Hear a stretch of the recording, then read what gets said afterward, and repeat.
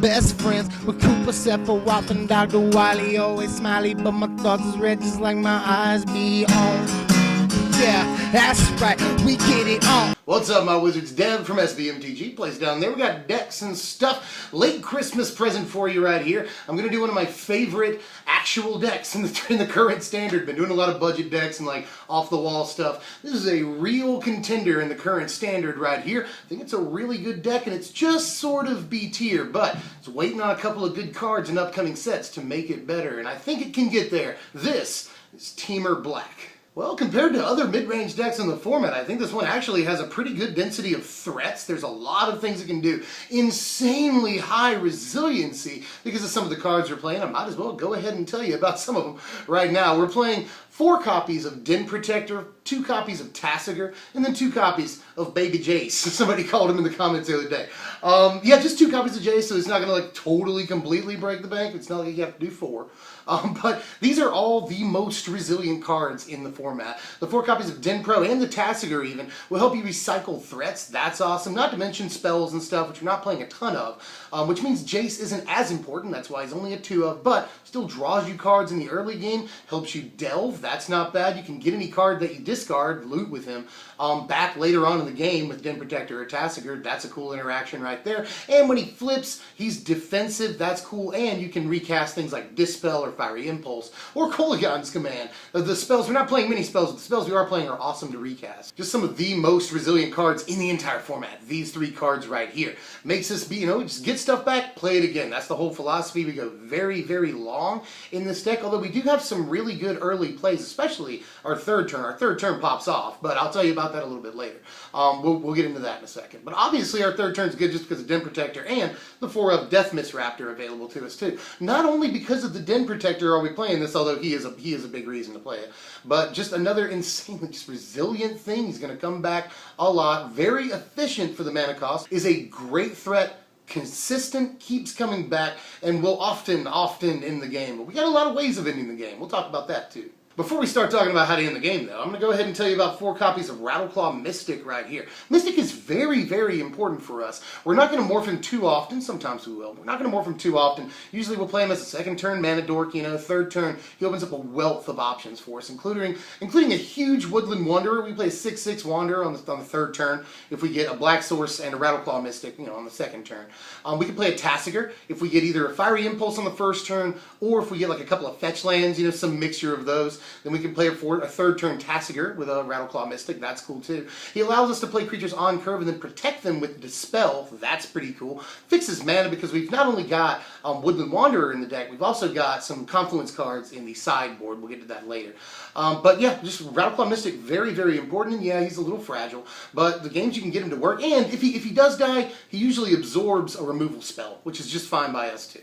I just mentioned a second ago, we're playing a 4 of Woodland Wanderer, and some Temur Black decks will play 3 of Woodland Wanderer, sometimes adding a Tasigur or a Kolaghan's Command, but you know. This is pretty much exactly the deck you'll see, minus 1 or 2 things. The deck does not play Savage Knuckleblade. I found that a little surprising. It's no list of Temur Black anymore, at least, plays Savage Knuckleblade. We have all these amazing third turn plays, and Knuckleblade just doesn't, for whatever reason, fit in, I guess. You know, I'm not entirely sure why they don't do it either. We've just got, I think that they've decided Woodland Wanderer a better card for whatever reason, and there's good reasons for that. On the third turn, we could either have a 4/4 Knuckleblade with some abilities, or we could have a 6/6 Wanderer with some abilities. So, and just 6/6 really outclasses everything on the third or fourth turn even in the format. Woodland Wanderer has been a great card. I played it in Temur Wanderer Thief. It's like Temur White Wanderer Thief. There's a lot of stuff going on with that deck, and I loved it there. It paired with Rattleclaw Mystic very well in that deck, and same thing goes here. Just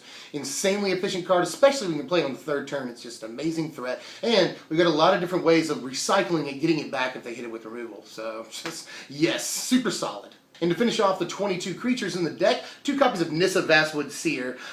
Just insane, right? Not usually going to be playing her on the third turn, but she can be. Some amount of mana fixing on the third turn. The big story here is when you flip her. She provides card advantage.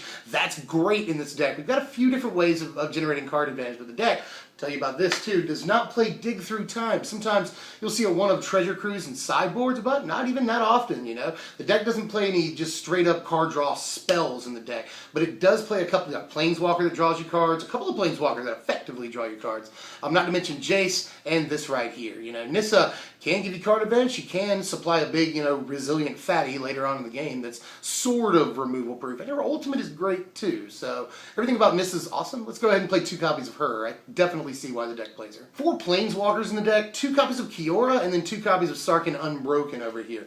And I'm so glad to see that Sarkhan Unbroken has a home, you know. I've seen him in every single one of these Temur Black decks as I've been researching this deck and playtesting it and stuff. I have seen him in a lot of decks, and I'm very happy about that. Sarkhan Unbroken, another card advantage engine, fixes your mana too. That's super awesome. He can end the game, you know, just a couple of 4/4 dragons, and you can fly over FTW. So just Sarkhan Unbroken is just great. More card advantage and bigger creatures is exactly what the deck wants. Who cares about his ultimate not being that relevant, at least game 1. So, but Kiora's great. Kiora untaps Mystics, untaps big creatures after they attack so that they can get back on defense, you know. She is card advantage, allowing you to fix your mana in another way, getting lands, and she can find you important threats and stuff like that too. And her ultimate can end the game, another way of ending the game, which again, the deck has a ton of ways. You know, you got Sarkhan, you got big creatures, you got Kiora. So we've got a lot of different avenues to victory here. And Kiora either facilitates them or just outright does them, you know. If you ultimate it, basically, you win the game.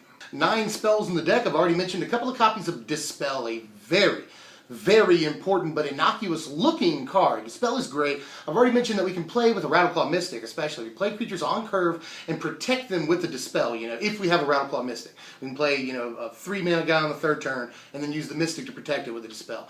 Not only that, but, you know, we can play like a Jace on the 3rd turn and then back him up with the Dispel if we have the blue mana available. Just Dispel, I can't tell you how great this is, and not just to make our guys removal proof. Because again, we're very resilient. We recycle a lot. We're not that worried about removal, and there's a lot of removal in the format. We're not that worried about it. We are worried about things like a Tarka's command, Dramoka's command can sometimes be an issue. Any instant speed thing in the format, which there's a ton of. Big aggro decks play them. We can counter Abzan Charm. Really, I shouldn't go on because there's a ton of them. We can counter other counter spells. That's an important thing. Countering Disdainful Strokes is important, you know. So this card is extremely utility and has at least some use or another against every deck in the format, which is what I'm trying to say here. 2 copies of Fiery Impulse, just a card to help us out in the early game, and sometimes when you recast it with Jace a little later, it can still pick off important guys, you know. Planeswalkers that haven't flipped yet is one example, Manus Rider is another example, Morph creatures, you know, they play later on in the game, when they flip back down their Den Protector, or when their Deathmist Raptor is flipped down, you know. There's a lot of important reasons right now to play Fiery Impulse, and he's a good recast, very good early game to help cover us. We need that. We have sort of a bad game 1 against aggro. 2 copies of Kolaghan's Command in the deck, and sometimes you'll see 3 copies of Kolaghan's Command, and sometimes you'll even see a 4th one in the sideboard. The card is that important. Just, if you're going to add to the list of resilient cards in the deck, this is one of them, you know. Not only can we get our creatures back from the graveyard, another way of doing that, but we can force players to discard a card. That's actually a really good option on the card. We can pick off small guys, go to the face, there's just everything available on the card is good, and we can bust Hangerback Walkers if that's what we want to do with it, you know. So versatile, so many options that I see playing a 3 of, but after playtesting, I'm just going to play the 2 of, honestly, and we'll think about packing another one on the sideboard, but I haven't done it yet. That said, the card is insanely important and just does a lot of things that we want it to do, you know. Every option on the card is something we'd like to do. And 3 copies of Murderous Cut to finish off the 9 spells in the deck. Murderous Cut is just the best removal available to us, definitely, you know. We're playing a lot of fetch lands, I think it's 11 in the deck, plus these spells, plus our things will go to the graveyard, you know. Just a lot of, we'll fuel Delve very, very well. So Murderous Cut is often a 1 mana instant speed, get that guy out of here option for us. Just the most efficient removal we can play by a lot. So yes. And here are our 25 lands, a very complex mana base, but at this point in the season, I think it's almost perfected. I haven't had too many problems getting mana with this mana base, and it is the mana base that you see the most often. Occasionally you'll see 1 fetch land, namely a Polluted Delta, either at a 4 of or even just a 1 of. That is the most contested land slot in the deck. Also Lumbering Falls. We'll see that as a 1 of and sometimes a 3 of. I like it as a threat, definitely. As a hexproof threat, it's great. I'm just going to play the 2 of Lumbering Falls. I'm talking a little bit about this mana base because I think it's very, very important, and it's still sort of undergoing development, even though it's been tweaked an awful lot at this point. Note that there are pain lands in here. It's because we have to balance out how many tap lands we have with how many lands, you know, we can just play. We can tap them as soon as they come into play. It's very important. So we want to play our threats on curve.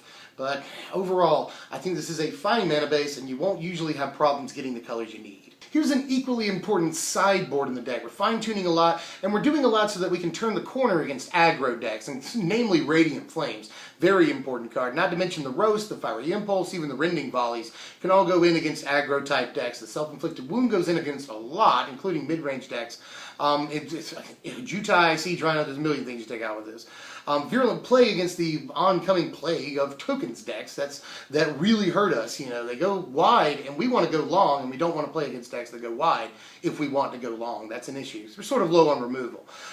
The Exert Influence is pretty good against mid-range decks also. The Dragonlord Silumgar I really like as an option, not only because you can get him off of Sarkhan's Ultimate, that's not that big of a deal, but because you can steal guys and have a flying threat, which we are very, very thin on in this deck.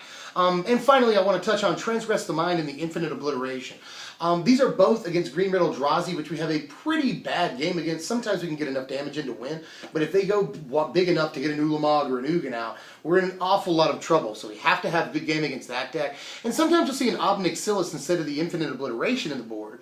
I totally understand that. Another threat and helps you go a little bit longer against, especially Control if you can resolve it. But the Infinite Obliteration, if we're going to play a spell that requires 2 black to cast, I want it to be this so that we can just deal with Ulamogs and stuff like that. Here are your power rankings for the deck. A final score of 68, and yes, that resiliency is real. Kolaghan's Command, Den Protector, Deathmist Raptor, Jace, Tasigur, just so many cards in the deck are geared to be resilient, get stuff back for us, keep hitting, keep coming.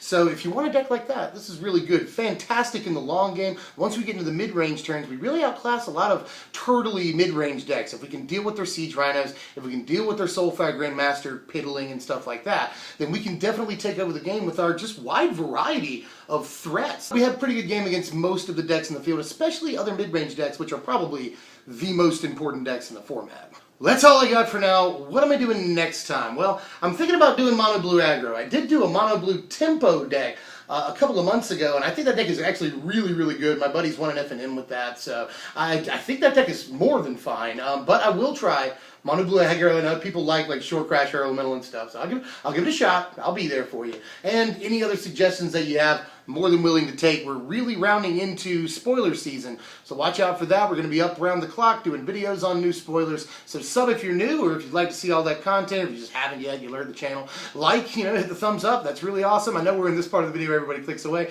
Don't click away. Just watch it. We're right there, right? We're at the very end, you guys. Let's stick in there together. I'm Dev from SBMTG. Thanks for watching, my wizards.